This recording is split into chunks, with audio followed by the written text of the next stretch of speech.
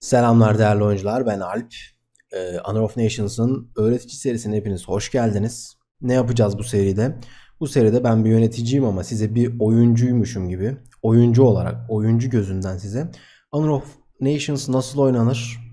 Ee, En ufak ayrıntısından, en ufak ipucundan, en basit noktasına kadar her şeyi bir oyuncu olarak size anlatacağım.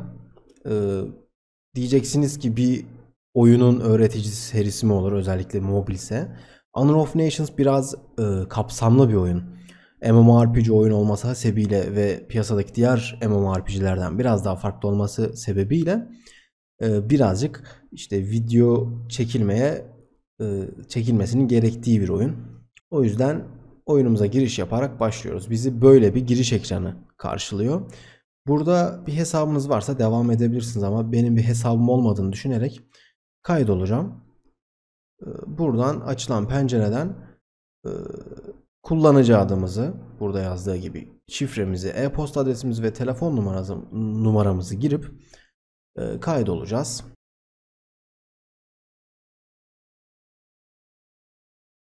Çok kolay bir şifre seçtim. Siz zor bir şifre seçmeniz gerekiyor.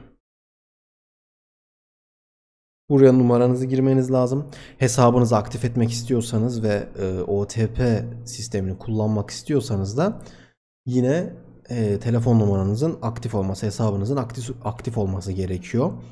Aktif olmazsa oyun içerisindeki bazı aksiyonlardan yararlanamazsınız. İşte ticarettir vesaire. Kaydolduk. Giriş yapıyoruz. Giriş yaptıktan sonra karşımıza bir bölge seçme ekranı gelecek. Şu anlık sadece Türkiye bölgesi aktif ama gelecekte diğer bölgelerde aktif olacak. Amerika, Avrupa, Afrika ve Asya gibi. Bu bölgelerden size en yakın olanını seçmenizi tavsiye ederiz. Çünkü sunucular buralarda konumlanacaktır ve oyun gecikmesi, lag dediğimiz durum yaşanmaması için, en az indirmeniz için size en yakın olan bölgeyi seçmeniz gerekmekte. Seçtikten sonra burada bir sunucu listesi olacaktır. Şimdilik henüz sadece Tunga ve test sunucusu mevcut.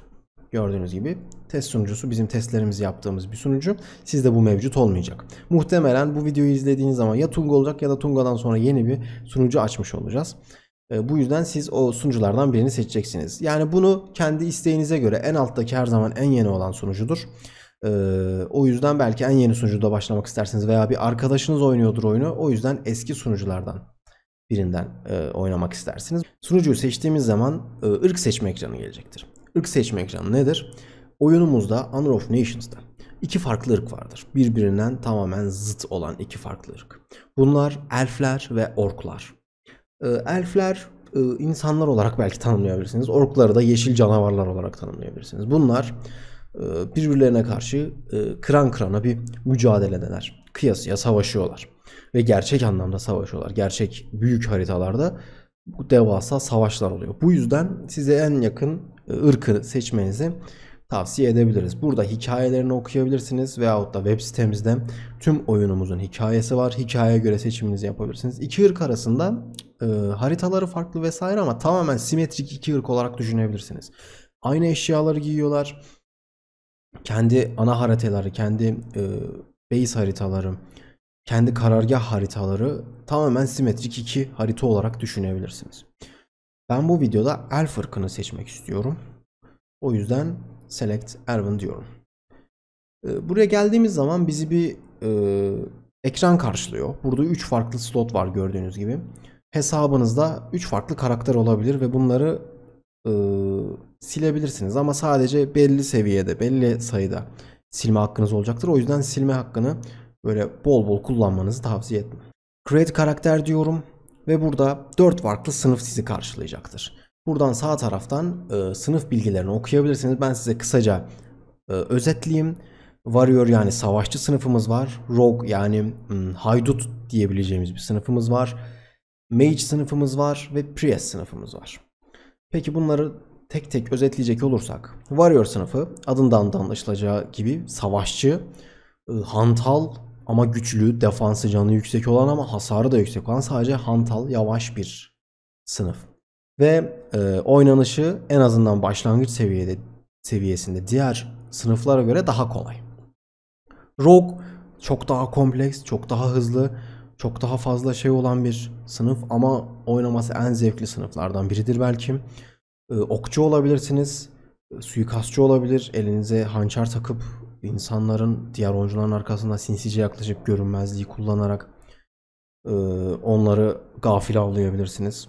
Mage daha çok toplu oynanan bir sınıftır. Çünkü tek başına oldukça zayıf olacaktır. Hasarı yüksektir, menzilli saldırısı vardır, alan saldırısı vardır.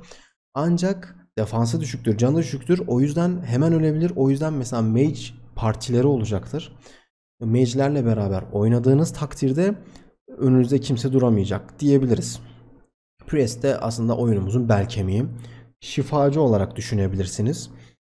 Veyahut da e, lanetleyici olarak düşünebilirsiniz. İki farklı Priest oynayış tarzı vardır. Bir Int Priest dediğimiz, yani daha güçlü, neredeyse ölümsüz, takımına sürekli artı güçler veren, onların canını yükselten bir Priest var.